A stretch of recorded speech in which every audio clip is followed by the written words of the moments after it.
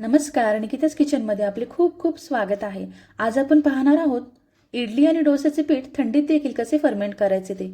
सर्वांच्याच घरी सुट्टीचा दिवस म्हटला की इडली डोस्याचा बेत असतोच, परंतु थंडीच्या दिवसात पीठ कसे फर्मेंट करायचे हा मोठा प्रश्नच आपल्या समोर असतो. परंतु काळजी करू नका, हा व्हिडिओ बघितल्यानंतर तुमचा हा प्रश्न सुटणार आहे. कारण एक सिक्रेट वस्तू घालून आणि काही टिप्स वापरून आपण अगदी थंडीमध्ये देखील पीठ छान असं फर्मेंट करणार आहोत. येथे तुम्ही बघू शकता अगदी स्पंज सारखी इडली आपली तयार झालेली आहे. तर याचप्रमाणे तुम्ही पीठ फर्मेंट करून या इडल्या किंवा डोसे बनवू शकता. अगदी छान रेसिपी आहे. तर चला मग व्हिडिओला सुरुवात करू. तर सर्वात अगोदर एका पातेल्यामध्ये मी 3 वाटी येथे तांदूळ घेतलेले आहे. तर इथे मी रेशनचा तांदूळ यूज केलेला आहे. तुम्ही कोणताही तांदूळ येथे यूज करू शकता. फक्त ज्या तांदळाचा भात चिकट होतो असा तांदूळ वापरू नका. आता हा तांदूळ अगदी स्वच्छ आपल्याला धुवून घ्यायचा आहे. त्यामध्ये अगोदर आपल्याला 1 चमचा मेथी घालायची आहे. मेथी घातल्यामुळे पीठ छान असं फर्मेंट होतं, कारण मेथी ही गरम असते. आता यात पाणी घालून आपल्याला 3 ते 4 पाण्याने धुवून घ्यायचे आहेत. 4-5 पाण्याने म्हटलं तरी चालेल, कारण स्वच्छ तांदूळ धुतला तरच मस्त पांढरी शुभ्र अशी इडली तयार होणार आहे आणि तांदूळ अगदी स्वच्छ निघतो. आता यामध्ये पाणी घालायचं आहे. 4 ते 5 घंटे आपल्याला साईडला ठेवून द्यायचं आहे. त्याचबरोबर आपल्याला डाळ देखील घ्यायची. तर इथे मी 1 वाटीला थोडीशी कमी डाळ घेतलेली आहे. म्हणजे ज्या वाटीने आपण तांदूळ घेतले त्या वाटीने डाळ घेतली, परंतु थोडीशी कमी घेतलेली आहे. आता ही स्वच्छ धुवायची. डाळ अगदी हळूवार आपल्याला धुवून घ्यायची, जास्त चोळून धुवायची नाही आणि एकदाच धुवायची आहे, जास्त पाण्याने आपल्याला धुवायची नाही. यामध्ये थोडंसं जास्तच पाणी घालायचं आहे, कारण याच पाण्याने आपण मिक्सरमध्ये सर्व बॅटर फिरवून घेणार आहोत. तर पाणी इथे मी जास्तच घातलेलं आहे. हे देखील आपल्याला 4 ते 5 घंटे छान असं भिजवून घ्यायचं आहे. तर इथे 4 ते 5 घंटे झालेले होते. तांदूळ छान भिजलेले आणि डाळ देखील छान अशी भिजलेली आहे. तर इथे तुम्ही बघू शकता अगदी मस्त आपले तांदूळ भिजलेले आहेत. आता आपण हे मिक्सरला फिरवून घेऊ. त्या अगोदर आपल्याला एक ट्रिक वापरायची आहे, ज्यामुळे अगदी छान अशा मऊ लुसलुशीत आपल्या इडल्या होणार आहे. इथे तुम्ही बघू शकता डाळ देखील छान अशी भिजलेली आहे. यात पाणी ठेवलेलं होतं, ते पाणी आपल्याला फेकायचं नाही. त्याच पाण्याने आपण मिक्सरलाही फिरवून घेणार आहोत. तर इथे 1 वाटी मी पोहे घेतले. ज्या वाटीने आपण तांदूळ घेतलेले आहेत त्याच वाटीने आपल्याला 1 वाटी पोहे घ्यायचे. पोहे छान धुवून घ्यायचे आणि यामध्ये पाणी घालून आपल्याला असंच ठेवायचं आहे. तर इथे मी स्वच्छ पोहे धुवून घेतलेले आहे. पोह्यांमुळे अगदी सॉफ्ट अशी इडली तयार होते वरतून, आणि डोसे देखील मस्त क्रिस्पी होतात आणि मधून असे सॉफ्ट लागतात. तर आता हे पोहे छान मी धुवून घेतलेले आहे. यामध्ये थोडंसं पाणी घालायचं आणि साईडला असं ठेवून द्यायचं आहे. आता हे डाळ आपण अगोदर मिक्सरला फिरवून घेऊया. तर यातलं पाणी काढून घ्यायचं आहे आणि मिक्सरच्या भांड्यामध्ये ही डाळ आपल्याला थोडी थोडी करून दळून घ्यायची आहे. तर जे पाणी आहे डाळीचं ते आपल्याला थोडंसं कोमट करून घ्यायचं आहे. म्हणजे थोडंसं गरम पाणी जर केलं तर पीठ छान असं लवकर फर्मेंट होतं. त्यामुळे व्हिडिओ पूर्ण बघा, म्हणजे व्हिडिओमध्ये सांगितलेल्या टिप्स तुम्हाला लक्षात येईल आणि तुमचं देखील पीठ छान असं फर्मेंट होईल. आता इथे मी डाळ मिक्सरच्या भांड्याला काढून घेतलेले आहे आणि हे पाणी जे आहे ते गरम करून घेणार आहे. तर इथे मी पाणी गरम करून घेतलं आहे. थोडंसं पाणी आपल्याला यात घालायचं आहे आणि अगदी मस्त बारीक ही डाळ दळून घ्यायची आहे. जितकी बारीक करता येईल तितकी आपल्याला बारीक करून घ्यायची आहे. तर मिक्सरचं भांडं थोडंसं खराब झालं होतं, त्यामुळे इथे दुसरं भांडं मी यूज केलेलं आहे.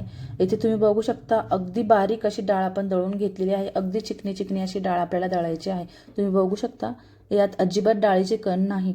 आता एका भांड्यामध्ये आपण काढून घेऊया. तर थोड्याशा मोठ्याच भांड्यामध्ये काढून घ्यायची आहे.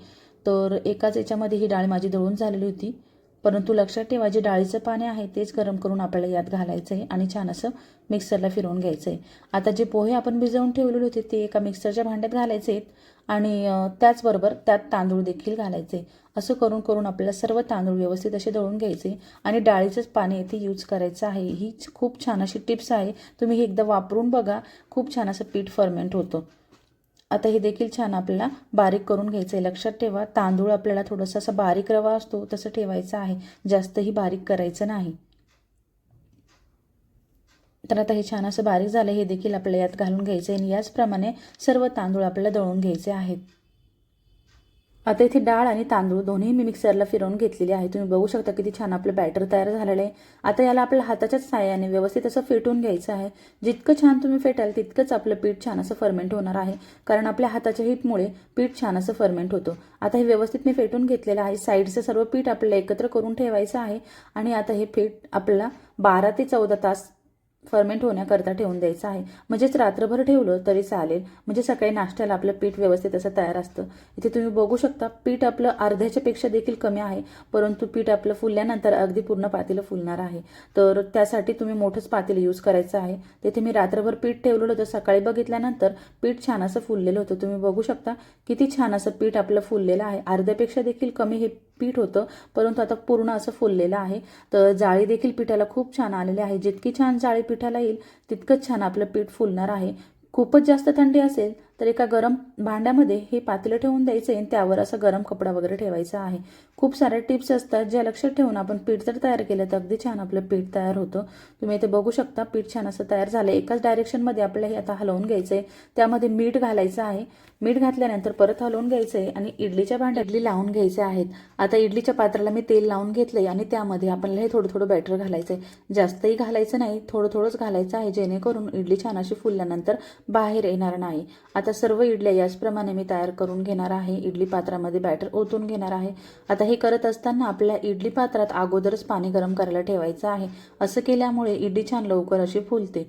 आता यामध्ये इडली पात्र ठेवून द्यायचं आहे आणि 10 ते 15 मिनटं आपल्याला याला वाफवून घ्यायचं आहे. अगदी छान मऊ लुसलुशीत इडल्या थंडीमध्ये देखील तयार होतात. फक्त व्हिडिओमध्ये सांगितलेले टिप्स लक्षात ठेवा आणि मस्त मऊ लुसलुशीत अशा इडल्या तयार करा. आता इथे 15 मिनटं झाले. इडली छान आपली शिजलेली आहे. हे चेक करून बघायचं आहे. चाकूने मध्ये घालून बघायचं आहे. चाकू जर क्लीन निघाला तर समजायचं इडली आपली परफेक्ट शिजलेली आहे. आता हे पात्र आपल्याला थंड होऊ द्यायचं आहे, काढून घ्यायचं आहे खाली आणि मस्त अशा इडल्या काढून घ्यायच्या. तुम्ही बघू शकता इडली अगदी छान झाली. थंड झाल्यानंतरच आपल्याला ही काढून घ्यायची आहे. आता ही इडली आपण काढून घेऊया. तुम्ही इथे बघू शकता इडली पात्रातून अगदी अलगद आपली इडली निघत आहे. अजिबात खाली चिपकलेली नाही, कारण इथे आपण परफेक्ट प्रमाण वापरून ही इडली तयार केलेली आहे. अगदी स्पंजसारखी इडली आपली तयार आहे. तुमच्या देखील इडल्या याचप्रमाणे बनतील आणि डोसे देखील अगदी छान याचे बनतात. तर नक्की एकदा बनवून बघा. खूपच थंडी असेल किंवा काही कारणांमुळे पीठ जर छान फर्मेंट झालेलं नसेल तर फक्त एक काम करायचं आहे. उन्हामध्ये आपलं जे भांडं आहे पिठाचं ते थोडा वेळ ठेवायचं आहे, अगदी 10 मिनटं. अगदी गरमासमुळे मस्त असं पीठ लगेचच फर्मेंट होतं. ही ट्रिक तुम्ही नक्की एकदा वापरून बघा. मी एकदा ट्राय केली होती, खूप छान पीठ लगेचच फर्मेंट झालेलं होतं. अगदी छान इडल्या आपल्या तयार झालेल्या आहे. डोसे देखील याचप्रमाणे मस्त असे होतात. तुम्ही नक्की एकदा ट्राय करून बघा आणि कसे झाले आहेत ते मला कमेंटमध्ये सांगा. आणि माझी ही रेसिपी बघितल्याबद्दल धन्यवाद.